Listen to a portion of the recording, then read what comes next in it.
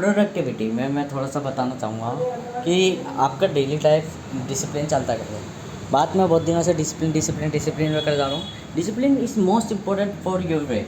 Discipline लोगों को पता ही नहीं होता क्या है। डिसिप्लिन आपकी लाइफ होती है, आप जिस भी तरीके से जी रहे हो आप कर ले। अब डिसिप्लिन पुअर हो गुड हो वो अलग अलग है। डिसिप्लिन प्रोडक्टिव हो या क्या बोलते हैं बिल्कुल यूजलेस हो वो है। अब अगर आप घर में भी बैठे हो आलस कर रहे हो ना तो वो आपका डिसिप्लिन, वो आपका रूटीन बन गया। ठीक है, डिसिप्लिन और रूटीन सिनोनिम्स है। रूटीन का मतलब हो गया आप क्या कर रहे हो, आपका एक रिपीटेशन साइकिल क्या है। डिसिप्लिन थोड़ा सा उससे मैग्नीफाइड हो जाता है, थोड़ा सा बढ़ जाता है। बस उसमें ये होता है कि आप रिपीट तो कर रहे हो बट आप क्या अपने आप में चेंज कर रहे हो, क्या आप अपने आप को डेवलप कर रहे हो, ये डिसिप्लिन कहलाता है। क्या आप अपने आप को उस चीज़ में ढाल रहे हो, ये रूटीन नहीं कहलाएगा। रूटीन में कहलाएगा केवल ये कि आप कोई चीज़ कितनी बार रिपीट कर रहे हो, वो क्या रिपीट कर रहे हो। डिसिप्लिन कहलाएगा जब आप एक चीज़ को रिपीट कर रहे हो तो रिपीट करने के बाद क्या नया जान रहे हो, क्या नया सीख रहे हो, क्या अपने आप में डेवलपमेंट कर रहे हो। क्या जब आप आलस कर रहे हो तो क्या उसके अनुसार अपने आप को मॉडिफाइड कर रहे हो। जैसे मान के चलो एक व्यक्ति था जो आलस करता था, अब उसने अपनी स्टेट चेंज करी तो डिसिप्लिन चेंज हुआ। डिसिप्लिन चेंज क्या हुआ कि भाई अब वो एज अ प्रोडक्टिव बन गया। ठीक है, प्रोडक्टिव पुअरनेस ये डिसिप्लिन कहलाते हैं योर लाइफ। बट वहीं आपका क्या बोलते हैं रूटीन ये कहलाता है भाई मैं अपने रूटीन में हूँ, मैं अपने क्या बोलते हैं प्रोडक्टिव बने रह रहा हूँ, चेंज नहीं कर रहा हूँ। और डिसिप्लिन के अंदर चेंज आता है, मैंने अपना रूटीन चेंज करा, मतलब सिनोनियम्स ही है। फर्स्ट ऑफ देखो शब्द जगहों के हिसाब से थोड़े थोड़े मीनिंग्स बदल देते हैं।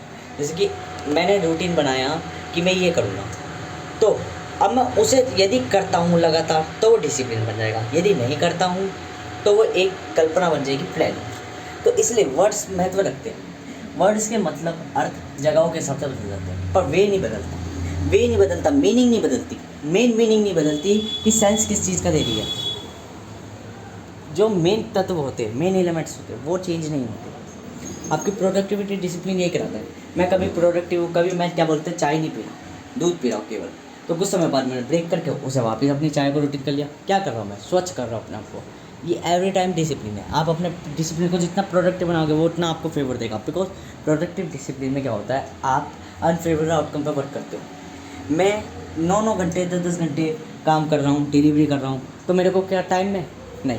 पर धीरे धीरे जब आदत पड़ जाएगी तो क्या होगा, मैं काम के बीच में सोचूंगा अरे मैं बाइक चला रहा हूँ, मैं बाइक चला रहा हूँ और तेज़ गति में, अच्छा ये स्टॉक में भी अगर मैंने लार्ज अमाउंट में मनी लगाई तो मेरे पे खतरा रहेगा, बट मैं जल्दी पहुँच जाऊँगा। और हो सकता है कि बीच में जाम मिल जाए, जाम मिल गया तो भी मेरा टाइम वेस्ट हो गया। मुझे टाइम ही तो बचाना है। अब मान के चलो मैं स्पीड में जा रहा हूँ बहुत तेज़ी में, मेरे एक्सीडेंट होने के चांसेस इंक्रीज़ हो गए हैं, मेरे लॉस करने के चांसेस मतलब मरने के चांसेस इंक्रीज़ हो गए हैं। जब मैं हाई स्पीड में चल रहा हूँ तो क्या बोलते हैं हाई स्पीड में क्या हो रहा है, ट्रैफिक मिल गया तो कुछ नहीं कमाया। तो ज़रूरी नहीं जब भी आप लार्ज अमाउंट रिस्क लो, लार्ज रिस्क लो तो क्या बोलते हैं आप कमाओगे। 5 वे आपके अपोजिट है, केवल एक वे है जिसमें आप क्या होगा, मान के चलो आपकी आइडियलिस्टिंग कोई कि आप मान के चलो भगा के लेकर गए और लेते गए और स्पीड में ले गए ना, आपका एक्सीडेंट हुआ बिल्कुल खाली मिला जैसे रात के 12 बजे, और फिर आपको डिलीवरी देकर 40 से 3 मिनट में आ गए और आपने दूसरी डिलीवरी उठा ली, तुरंत ही आ गया आपके ऑर्डर।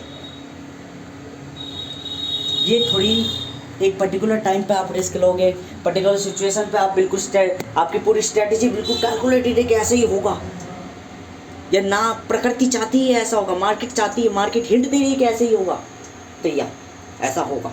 तब हाई टेक रिस्क लेके, इसे इनसाइडर ट्रेडिंग कहते थे कि स्टॉक में पैसा लगाया, तुरंत ही ट्रंप का फैसला बदल गया और करोड़ों का घोटाला कर दिया।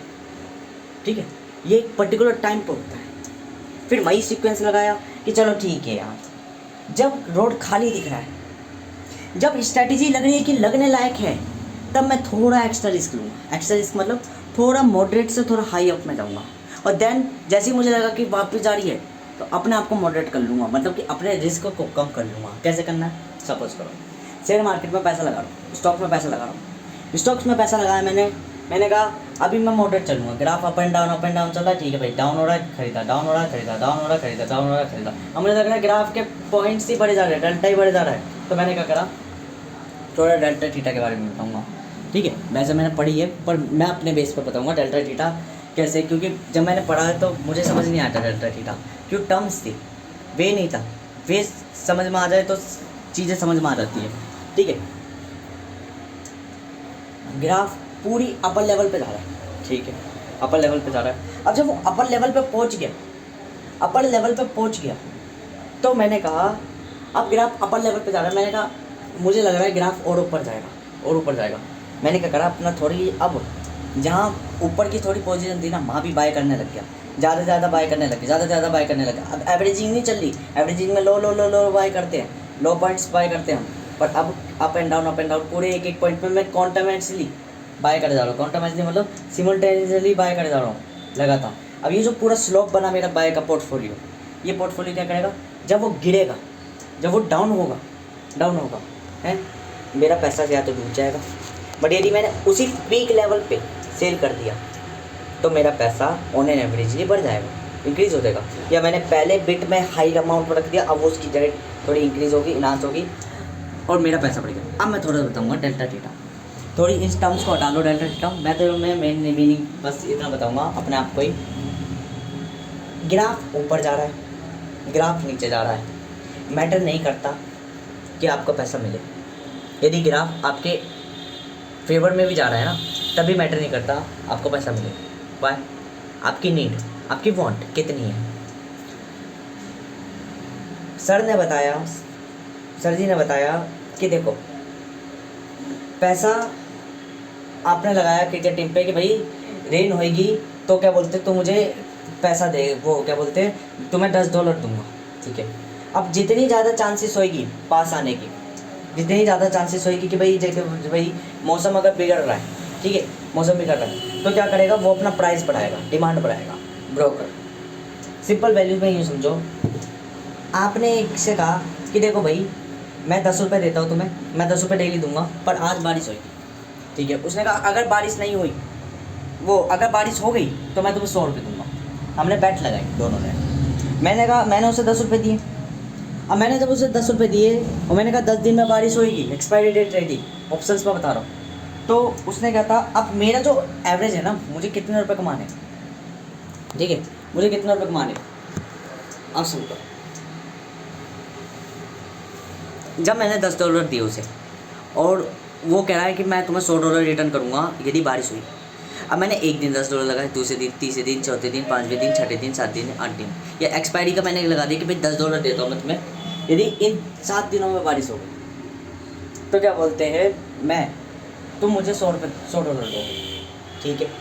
अब यहीं हमें एक चीज़, कुछ कॉन्सिक्वेंस समझने हैं, कॉन्साइट समझने हैं, क्योंकि इसमें मेनली क्या है, आपने कोई बैट लगाई, आपको चाहिए अपना फेवर, आपको चाहिए ग्राफ बढ़े तो मुझे पैसा मिले, या probability of chances he delta theta. Probability of chances क्या होगी, थोड़ा कॉम्प्लेक्स में बता रहा हूँ मैं, क्योंकि आसान में मैं खुद भी नहीं समझ पा रहा, कुछ चीज़ें कॉम्प्लेक्स में समझने लायक होती है। प्रोबेबिलिटी ऑफ चांसेस ही हो गए, जितना ज़्यादा आशंका होगी कि पैसा मार्केट में बढ़ रहा है, रेट इनहांस हो रहे हैं किसी शेयर के, उतनी ज़्यादा आपकी वैल्यू बढ़ेगी। जितनी ज़्यादा ब्रोकर को लग रही है कि बारिश होने की संभावना है, वेदर बना रहा है, वो अपनी डिमांड बढ़ाएगा और आपकी जेब से लेगा।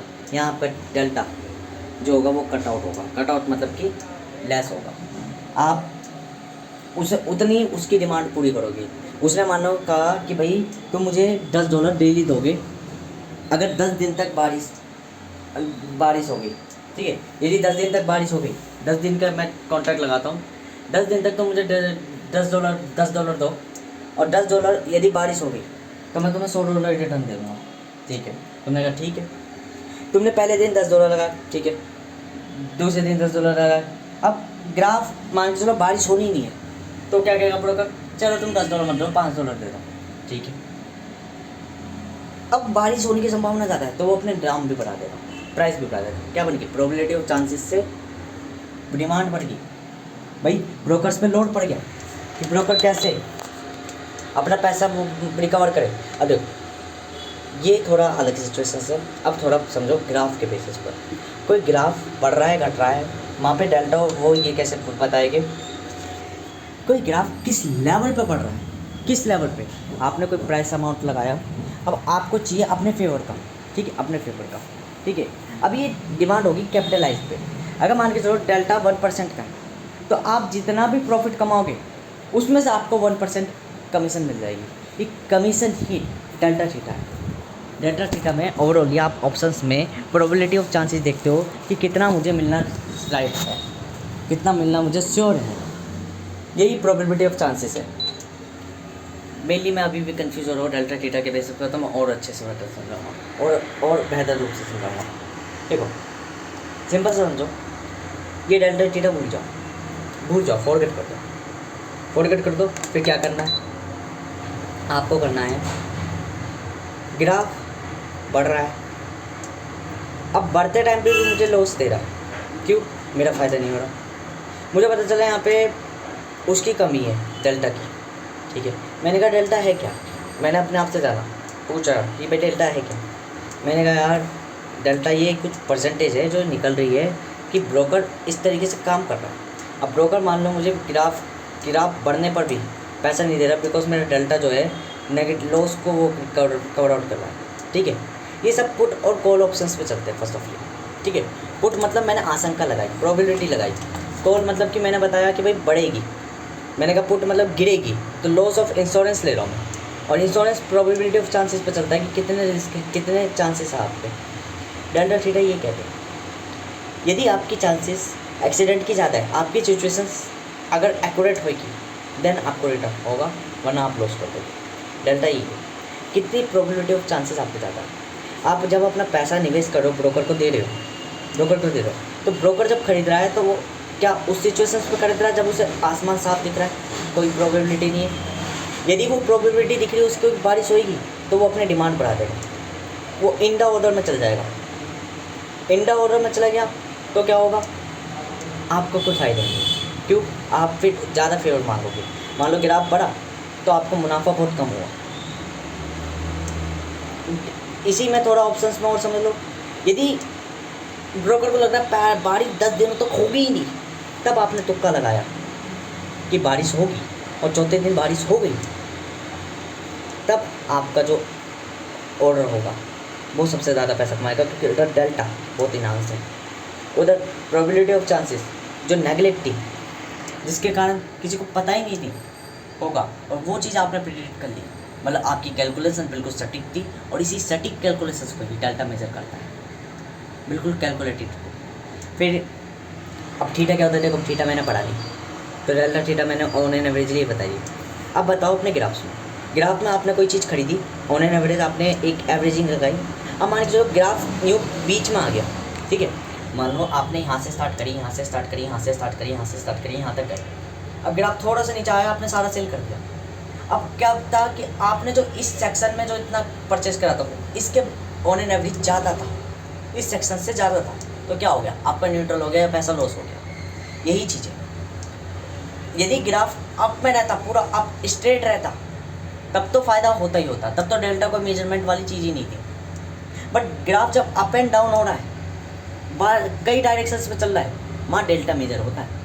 क्यों, वहाँ डेल्टा इसलिए मेजर होगा जब आप एवरेजिंग कर रहे हो, पैसा नीचे से ऊपर डालते आ रहे हो, तो ये देखा जाएगा आपने नीचे कितना डाला था, क्योंकि अभी अपर लेवल तक जो होगा वो तो बेनिफिट मिल जाएगा, बट पता चले जो प्रॉफिट कमा रहे हो वो प्रॉफिट कम बैठ रहा है एज़ कम्पेयर टू जितना आपने पैसा लगा चुके या जितना पैसा आप लॉस कर चुके, तो क्या होगा, लॉस को ज़्यादा प्रायोरिटी देगी, वहाँ डेल्टा मेजर होता है, डेल्टा थीटा। यही चीज़ है, समझने लायक सीधा सही है। ग्राफ ऊपर बढ़ा और ज़्यादा बढ़ा और ज़्यादा बढ़ा, थोड़ा सा नीचे डाउन हो गया। अब जो जितना वो डाउन हुआ था उतना जितना ऊपर था उसमें जितना आपने पैसा लगाया था वो आपका लॉस हुआ। अब जो नीचे लगाए थे बिट्स उनका फ़ायदा हो गया, उनमें आपने कुछ प्रॉफिट कमाया। अब वो कुछ प्रॉफिट मान के चलो, जितना प्रॉफिट अगर हमारे लगाए हुए पैसे से ज़्यादा था तो हमारा डेल्टा हाई था, हमें परसेंटेज प्रॉफिट ज़्यादा होगा, ठीक है। पर यदि वो पैसा कम था तो हमारा लॉस होगा। यदि वो पैसा इक्वलेट कर रहा है तो हम कुछ भी नहीं कमाया, ग्राफ बढ़ा भी, ग्राफ थोड़ा घटा, और थोड़े घटने के कारण हमने जो एवरेजिंग लगाई थी वो कर दी। बट अगर हम एक टाइम की एवरेजिंग लगाते, हमने नीचे लगा दिया और ग्राफ अब ऊपर स्टेट पे बैठा है, तो क्या हमारा डेल्टा लगेगा, नहीं लगेगा। पुट और कॉल ऑप्शंस में सिमुल्टेनियसली बाय और सेल होता रहता है, इसलिए वहाँ पे हम इंश्योरेंस लेते हैं। इंश्योरेंस में ये सारी चीज़ें चलती है कि डेल्टा थीटा मेजरमेंट करना पड़ता है। स्टॉक्स में ये चीज़ें नहीं चलती, ठीक है। स्टॉक्स में और स्पोर्ट्स में और फ्यूचर्स में ये चीज़ें चलती है कि भाई चीज़ें बढ़ेगी घटेगी, क्यों? हम इंश्योरेंस ले रहे हैं, हम प्रिडिक्टमेंट लगा रहे हैं, ठीक है। वहाँ पैसा बढ़ता है और पैसा लिक्विडेट भी हो जाता है टाइम तय सीमा के अंतर्गत में। लिक्विडेट का मतलब ये है समय से पहले अगर आपने चीज़ नहीं कमाई, प्रॉफिट नहीं कमाई, तो ये इंट्राडे मान लो, बस कुछ दिनों की मान लो पोजिशनल ट्रेडिंग। स्टॉक्स में पोजिशनल ट्रेडिंग का फ़ायदा ये होता है कि भाई बढ़ेगी, आज नहीं रुक गए तो 6 महीने रुक गए, 7 महीने रुक गए, 10 महीने रुक गए, तो ऑनरिंग पे करी जाती है सारी चीज़ें।